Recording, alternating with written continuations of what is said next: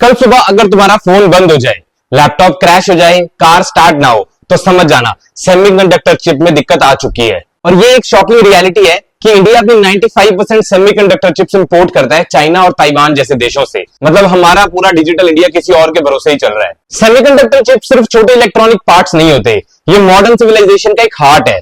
हर smartphone, laptop, electric car, satellite, 5G towers, AI system, यहां तक defence missiles भी इनके बिना बेकार हैं। इन सब चीजों को मद्देनजर रखते हुए इंडिया ने अब लॉन्च किया है एक game changing mission, India semiconductor mission, जिसकी टोटल इन्वेस्टमेंट होने वाली है ऑलमोस्ट 76,000 to 1 लाख करोड़।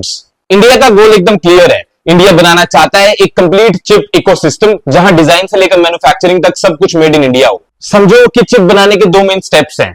पहला, फैब प्लांट्स या FAB प्लांट्स, ये वो फैक्ट्रीज हैं जहां चिप को एक्चुअली बनाया जाता है स्पेशल मशीन्स के द्वारा। और दूसरा स्टेप है ATMP यूनिट्स, यहां चिप्स को असेंबल करते हैं, फिर उनकी टेस्टिंग होती है, फिर मार्किंग और फिर पैकेजिंग भी यहीं पे ही होती है।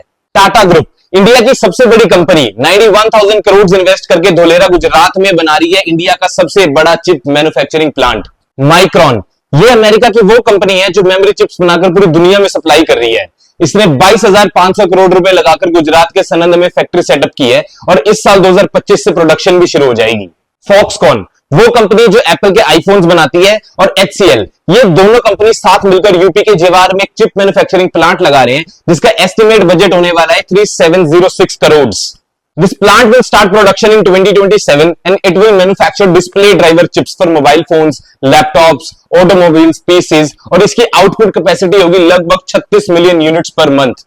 गुजरात अब बन रहा है इंडिया का सिलिकॉन वैली। धोलेरा में टाटा फैब, सनंद में माइक्रॉन, यूपी के जेवर एयरपोर्ट के पास HCL और फॉक्सकॉन फैसिलिटी, और असम के मोरीगांव में भी टाटा का एक और ATMP यूनिट।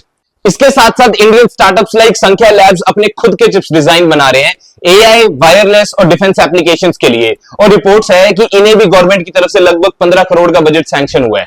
अगर हम टाइमलाइन की बात करें तो 2025 में फर्स्ट चिप्स इंडिया से निकलेंगी, 2026 और 2027 तक मास प्रोडक्शन शुरू हो जाएगी, और 2030 तक इंडिया का टारगेट है कि हम चिप्स एक्सपोर्ट करने वाला एक देश बन जाएं। अगर ये चीज सफल होती है तो सोचो हमारे डिफेंस मिसाइल्स में हमारी अपनी चिप्स होंगी, हमारी कार्स में अपनी टेक्नोलॉजी होगी, AI और 5G में कंप्लीट इंडिपेंडेंस होगी। इसके बाद कोई भी दूसरा देश हमें चिप सप्लाई बंद करके कभी भी दबा नहीं पाएगा। भारत पहले सॉफ्टवेयर में वर्ल्ड लीडर बना, अब हार्डवेयर में भी गेम चेंज करने वाला है। ये 76,000 करोड़ सिर्फ इन्वेस्टमेंट नहीं है, ये इंडिया की टेक इंडिपेंडेंस की तरफ एक बहुत ही बड़ा स्टेप है।